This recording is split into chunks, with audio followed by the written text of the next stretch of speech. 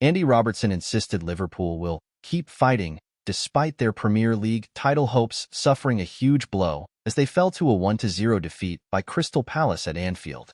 Eberechi's converted from Tyrick Mitchell's cutback to finish off a flowing Palace move early on, and the visitors were deservedly in front at the break. Jurgen Klopp's Reds ramped up the pressure in the second half, but, just as in recent games against Manchester United and Atlanta, their finishing let them down as they lost at home in the league for the first time since October 2022. Defeat leaves Liverpool 2 points behind leaders Manchester City and level on points with Arsenal, who were beaten 2-0 by Aston Villa in Sunday's late kickoff. "I think we are always still in it. We are still there," Liverpool fullback Robertson told Sky Sports. "We will keep fighting, keep going to the end, and let's see where it gets us. With 6 games to go, we will give it everything we have got."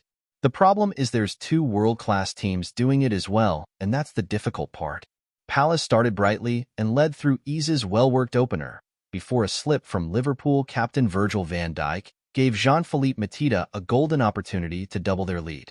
The striker was clean through and lifted his effort past the returning Alisson Becker, but Scotland's skipper Robertson sprinted back to hook the ball off the line. Liverpool rallied and Wataru Endo struck the bar after Palace failed to deal with a corner before Dean Henderson made a fine reaction save to deny Luis Diaz. Oliver Glasner's Palace retained a threat on the counter-attack until the break, but were largely pinned inside their own half in the second 45 minutes. Henderson made another superb stop from Darwin Núñez. Diogo Jota's close-range effort was blocked by Nathaniel Clyne with the goalkeeper nowhere to be seen, and Curtis Jones somehow sliced wide when through on goal. Mateta did have another big chance to score the visitors' second from a rare Palace attack, but Alisson made a remarkable save from point-blank range.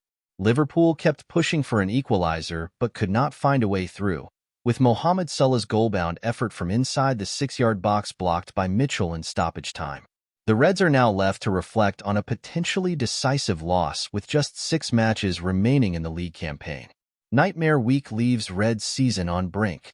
Liverpool headed into last Sunday's match at Old Trafford 2 points clear at the top of the league table and favourites to win the Europa League. A week on, and both trophies appear to be slipping out of their grasp. If there has been a common theme across the 3 games in the past 7 days, it has been the Reds' profligacy in front of goal. At Manchester United and against Atlanta, they created countless chances, and it was no different against Palace, especially in the second half. Once more, though, they lacked the ruthlessness to make them count. Even after a lackluster first half showing, Liverpool did more than enough to win the game, but the crucial final touch deserted them. In more than 20 years, when you watch my teams, the press and counter-press is pretty good, and on some days it is outstanding, Klopp told BBC Match of the Day. In the first half, it was nothing, and then we were 1-0 down. I would say with the chances we had, we were really unlucky. You could stand here on another day and see the same balls go in, and we're talking about a 4-1 win, but football doesn't work like that. With 6 league games and a Europa League second leg still to play, all is not lost.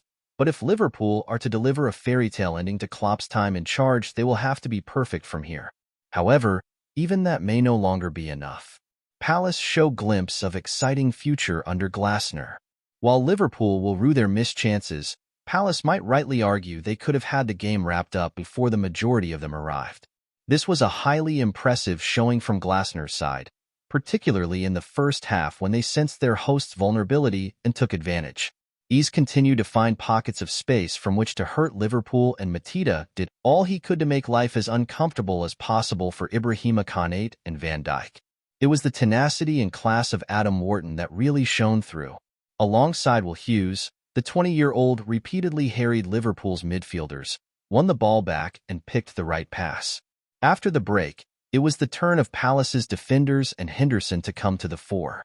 Joachim Andersen, the only recognized centre-back in the visitors' 11, was supreme in marshalling a back 3 that also contained fullback Clyne and midfielder Jefferson Lerma. Liverpool could undoubtedly have been more clinical, but Palace made it as tough as possible for them by throwing bodies in the way of every shot. On the occasions a defender could not make a block, Henderson was there to save, with his positioning and reactions enabling him to make numerous, unlikely stops.